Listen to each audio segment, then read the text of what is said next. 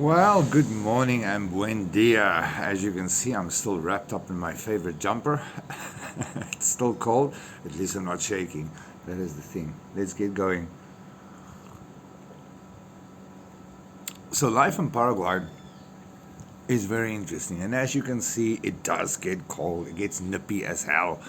Not frozen, not anything severe.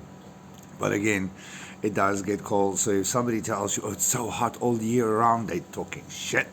So, and anyway, so yesterday we were talking about buying houses and life here in Paraguay. So we're going to continue today because I had a lot of requests and a lot of questions and things like that. So bear with me, being the boring Peter van der Merwe, all I can be.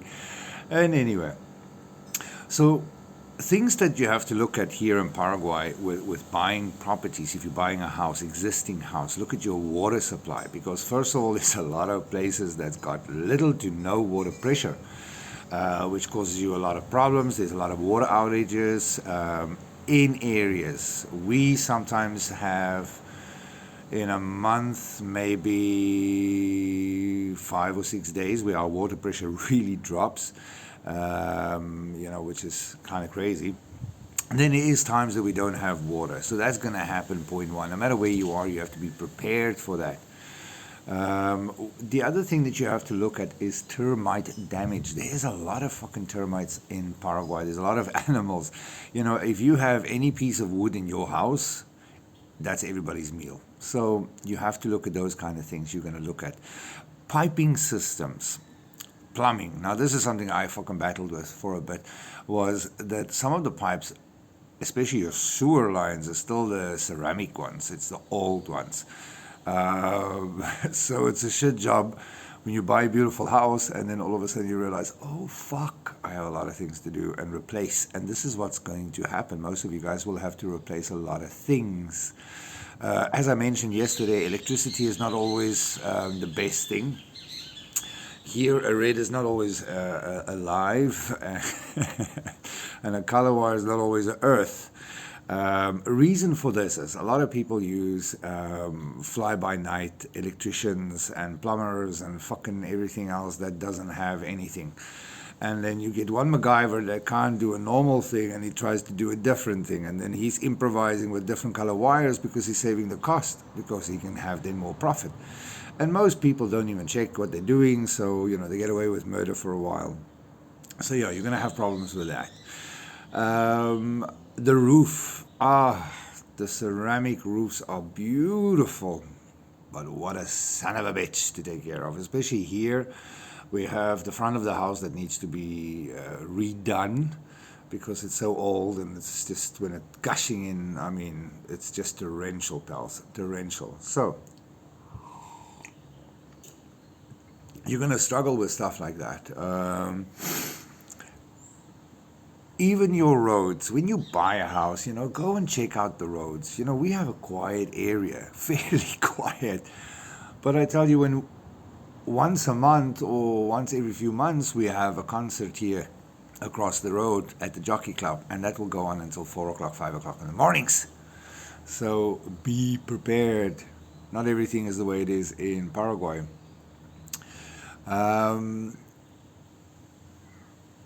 Also, the roads are really bad, so don't come with this misconception you're going to drive a Mercedes and everything's going to be fine. Hard 4x4 kind of things is the best thing for Paraguay, especially with the roads being the way it is. There's a lot of flooding, traffic lights don't work.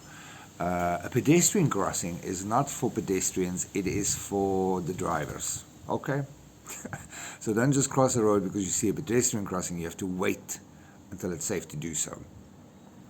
So Paraguay is a little bit upside down. You are going to struggle. Systems is a lot slower. You cannot just come to Paraguay and expect to get a Paraguayan mobile SIM card. You need a schedule for that.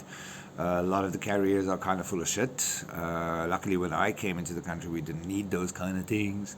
So I have mine on mine. So now a lot of people are struggling with that. There's a lot of ATMs. You can draw cash from here. Your card is pretty safe. Paraguay has a unique pay point system as well at the cashiers. The numbers change positions so that nobody can copy your number. So you have that thing that you know what the pattern is. Sometimes you don't even look; you just know what to type. Be careful because they do the numbers swap.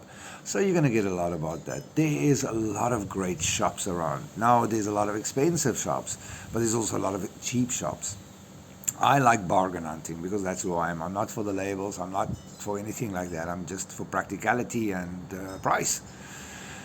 Things like that. Now we're getting to the other aspect of driver's licenses and things like that. Driver's license must be converted when you are in a country for a certain amount of time. So yeah, car insurance is optional extra. That is true. When you move to Paraguay, you have to understand that there is a lot of things that doesn't work the way you expect it to work. Finding a delivery service to go pick up furniture, for instance, that's a fucking nightmare. Finding reliable people to come and do quotations for you, that's another nightmare because it takes them fucking days to get back to you. Facebook Marketplace is the predominant place for purchasing and buying and things like that. Now, don't be a fucking fool now either and buy land and just go for it. Get a lawyer to check your documentation. This is so important. That's why Susie's mom, for instance, is the leading specialist in trust law as well as in contractual law. So she can recommend some other people if you guys want to deal with somebody else. But be specific who you deal with. There's a lot of weird lawyers out there. I mean, not the brightest peanuts in the pack. Believe I've met. Stay away. As for languages, Spanish is what you're going to need. But Guarani is the predominant language that is spoken in the rural development of Paraguay. So, yeah, there's not a lot of English speakers around. There's not a lot of people that speak English around. In Asunción, you get some people that speak some broken English. So don't live the disillusion tale that everything is going to be funky and dory and all those kind of things. Houses is tricky because you have to fight with the municipality for taking some of your rubbish away. You get the dogs, the street dogs that rips everything. You have the severe weather that just keeps on fucking eating your garden. You have to be improvising, all the time. If you can be a MacGyver like I am, you are pretty much okay. You can handle it. You can do things. You can get on with it. But in general, most people can't. They struggle. I know people that are struggling to get plumbers. I know people that are struggling to get a good mechanic. I have friends that got a brand new Jeep that they bought 2 years ago. It's way less than 100,000 kilometers, and the gearbox packed up. And they bought this from the dealer. Mm-hmm. And the dealer can't fix the gearbox, and they can't get a replacement one. They have to buy one from America. You see what I'm saying? Sometimes buying from a dealer is not always best, and there's not a lot of backup.